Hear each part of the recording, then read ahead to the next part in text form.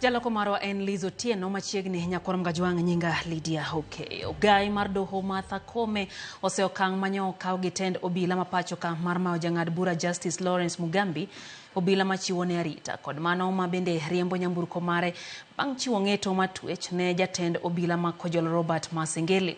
Masengeli ne ogol ne ng'eto no bang' rem chopo e doho mar chiwo ler ewi lal mar Jo-Kenya moko adek, chik ma bende osebedo kobuono.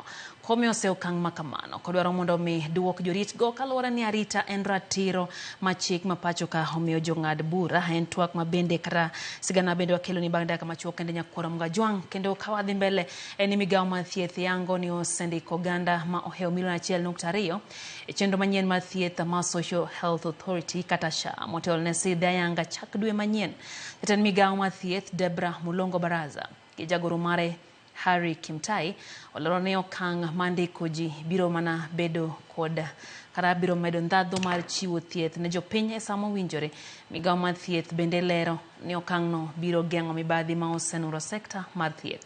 Giwacho magi seche mane giyawo ayanga chenro mar tiego jogo mabiro puonjo jolony mabiro konyo oganda.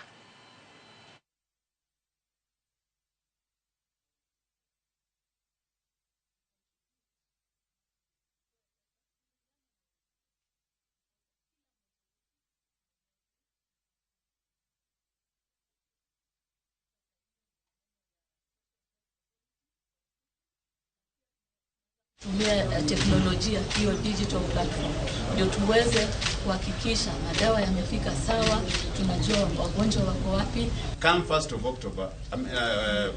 October, those who are registered and they want to go to hospital, they will receive treatment or services under the SHA benefits. So it is good to register so that you are known.